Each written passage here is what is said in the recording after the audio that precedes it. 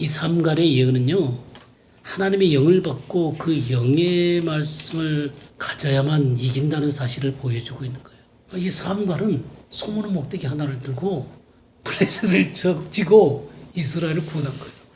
우리 주님 같은 거예요. 이 이기는 길은 디카이오마타밖에 없어요.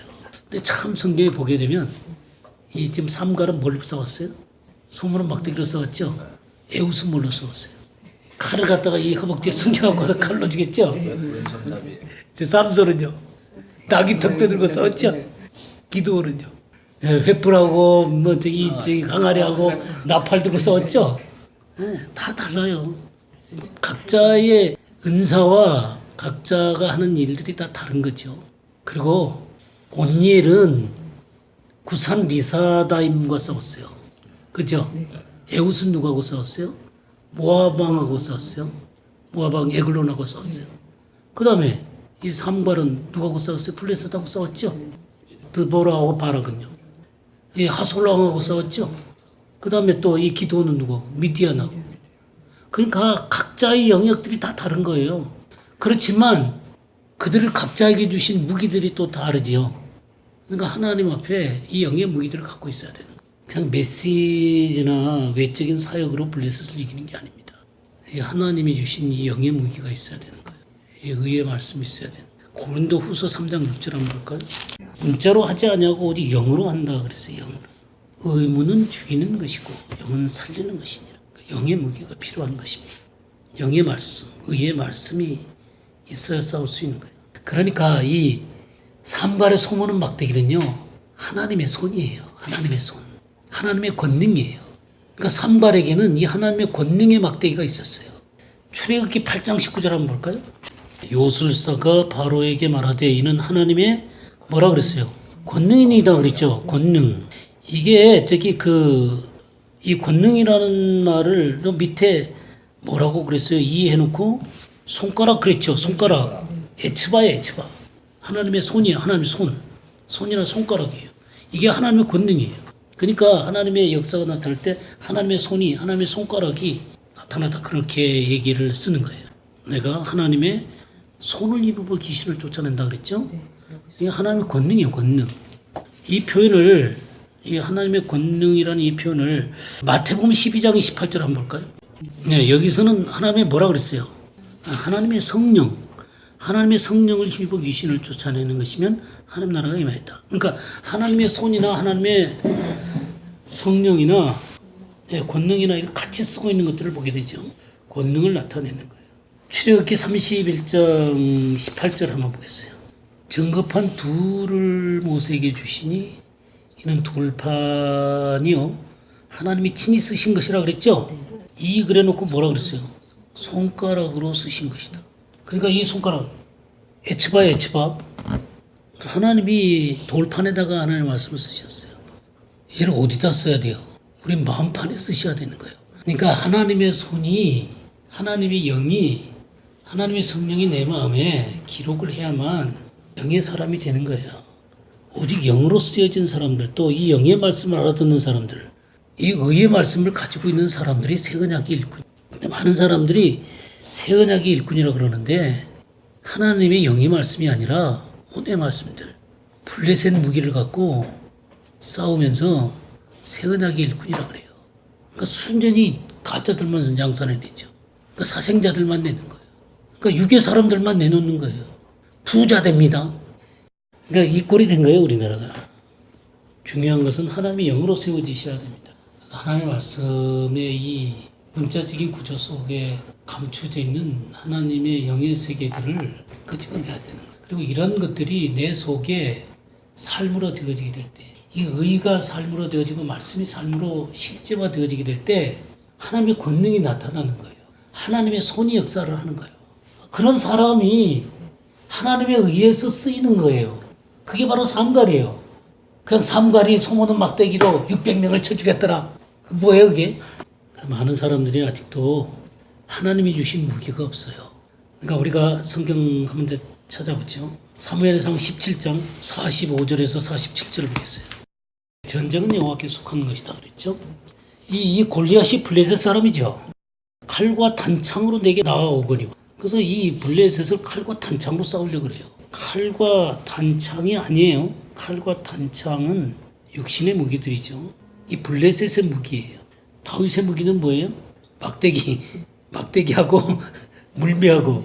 근데 더 중요한 게 뭐냐면 나는 만군의 여호와의 이름으로 간다 그랬어요. 그 만군의 여호와의 이름으로 싸우는 거예요. 전쟁은 여호와께서 쏘는 거예요. 만군의 여호와의 이름으로 싸우는 거예요. 하나님의 영으로 싸우는 거예요.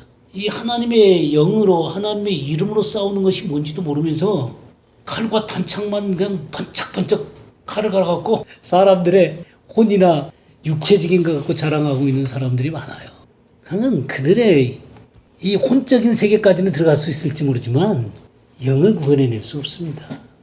영의 사람으로 만들어낼 수 없어요. 영의 사람으로 만들어낼 수 있는 것은 하나님의 권능과 하나님의 의의 말씀밖에 없어요. 하나님의 성령으로만 되는 거예요. 그러니까 다윗은 어렸을 때부터 곰과 사자를 이겼어요. 이 곰과 사자라고 하는 것은 성경에 제국들을 얘기한다고요. 이 페르시아나 이 바벨론이나 이런 것들의 영들을 얘기하는 제국의 영들을 얘기하는 거예요. 그러니까 그런 것들을 이기는 것을 만군의 여호와의 이름으로 이기는 것을 그는 어렸을 때부터 배웠던 사람이에요. 하나님께 들은 말씀들로 또 하나님이 주시는 영과 권능으로 이 곰과 사자들 잡는 법을 배웠거든요. 그러니까 이 골리앗을 딱 보니까 저는 블레셋이라고요. 할 리 없는 자라고요. 내가 만군의 여호와 이름으로 간다. 그게 이기는 거예요. 시편 44편 한번 볼까요? 시편 44편 3절에서 8절 한번 보겠어요. 고라자손이 노래네요. 그죠? 다윗만 한 게 아니라 이 고라자손이 반역했던 사람의 후손이죠. 그런 것 속에서도 하나님 앞에 바르게 서면 그들을 하나님이 쓰시는 거예요. 칼로 땅을 차지함도 아니고 우리 팔이 구원함도 아니다 그랬죠. 내 활도 아니고 내 칼도 아니다. 이런 얘기를 하면서 뭐라 그랬어요? 3절에 주의 오른손으로, 주의 팔로, 주의 얼굴빛으로, 주의 이름으로 이런 것들로 이기는 거예요. 소모는 막대기로, 나귀 턱뼈로. 우리는요 기도를 많이 해야 된다고 생각해요. 물론 기도를 많이 해야죠. 근데 기도를 많이 한다고 하나님이 들으시는 게 아니에요. 하나님이 기뻐하시는 사람의 얘기를 들으시는 거예요. 하나님이 기뻐하시는 사람의 그 기도에 귀를 기울이시는 거예요. 어떤 게 기뻐하는 거예요? 하나님 기뻐하는 거예요. 민수기 14장 8절 9절 한번 볼까요? 누가 한 얘기예요? 갈렙이 한 얘기죠. 하나님이 우리를 기뻐하시면 그 땅을 우리에게 주신다는 거죠. 그리고 백성들이 두려워하는 그들은 우리들의 뭐라는 거예요? 먹이라는 거예요. 이게 하나님의 영을 갖고 있는 사람들과 하나님의 이름으로 싸우는 것이 뭔지 아는 사람들하고 그냥 칼과 단창으로 싸우는 사람들의 차이예요. 하나님이 기뻐하시는 것이 뭔지를 아는 사람들, 하나님이 기뻐하시는 사람이 돼야 되겠죠. 네, 이 육신들이 무너지고 하나님의 의의 말씀으로 세워진 사람들, 하나님 기뻐하시는 사람들이 돼야 되는 거예요. 시편 51편 16절 17절 한번 볼까요? 주님이 제사를 기뻐하지 않는다 그랬죠. 뭘 기뻐해요? 이제 상한 심령, 통회하는 마음, 이걸 기뻐하는 거예요. 죄를 아파하고 죄를 두려워 하나님 말씀 앞에 떠는 사람을 그냥 그런 것은 아니고 잔뜩 돈만 쳐바르고 그냥 재물 많이 드리면 하나님께서 나를 기뻐하실 거다라고 11조 하면 복을 쌓는 곳이 아닌가 한번 보라고 그냥 시험해 보라고 그냥 그 온전한 11조가요. 온전한 11조가 아니에요. 진짜 남은 자예요. 남은 자. 하나님 말씀 앞에 선자를 얘기하는 거예요. 11조만 되면 뭐 복을 쌓지 않는 것이 없도록 쌓지 않는 거 두고 봐라. 이 말라기의 그 말씀은 그런 게 아니에요. 그러니까 사람들은 그런 식으로 해갖고 뜯어내는 거예요. 돈. 하나님이 기뻐하는 사람들은 정말 죄를 두려워하는 사람이에요. 통회하는 사람들. 아까 그 팔복 얘기 했었지만 마음이 애통하는 사람들, 의에 줄이고 목마른 사람들. 우리 한 군데 더 보죠. 마태복음 3장 15절에서 16절 한번. 여기 지금 예수님께서 세례를 받는 거죠. 침례를 받으러 지금 요한한테 왔죠. 그래서 안 됩니다. 그러니까 이같이 해서 모든 의를 이루는 것이 합당하다. 여기 모든 의가 바로 디카이오시네요. 디카이오시네. 그러니까 주님은 의를 행하셨어요. 그러면서 세례를 받고 나니까 하나님이 뭐라고 부르셨어요? 내 기뻐하는 자라고 그러셨어요. 내 기뻐하는 자라. 예, 하나님이 영이 임하고 하나님이 기뻐하는 자가 됐어요. 우리 주님이 그렇게 본을 보이시고요. 많은 사람들이 이 주님이 의를 얻는 방식을 택하지 않고 이 블레셋 사람들의 무기를 취하려고 그래요.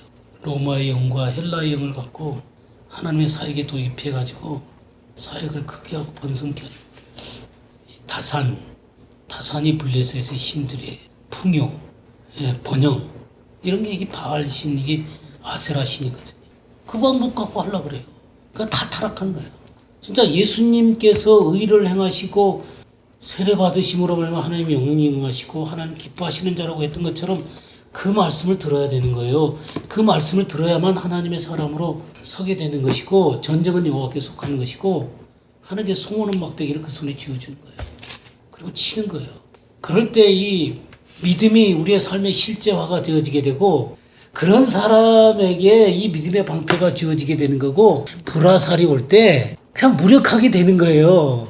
믿음으로 믿습니다. 그런다고 해서 믿음의 방패가 생기고 이 화전이 끊어지고 그러는 거 아니에요. 그냥 의가 우리의 삶 가운데 의의 막대기가 주어지고 또 말씀과 믿음이 삶으로 실제화 되어지게 되면 사단의 세력들이 무력화되는 거예요. 여기 마지막 우리 믿음의 방패 끝날 때 그런 말씀이 있죠. 믿음이 삶 속에서 살아있는 실제가 되면 사단의 모든 공격은 무력하게 된다. 그리고 살아있는 하나님의 호흡과 손길을 느끼게 되고 하나님의 권능이 삶에 나타나게 된다. 그럴 때 믿음의 방패가 살아있게 역사하는 것입니다.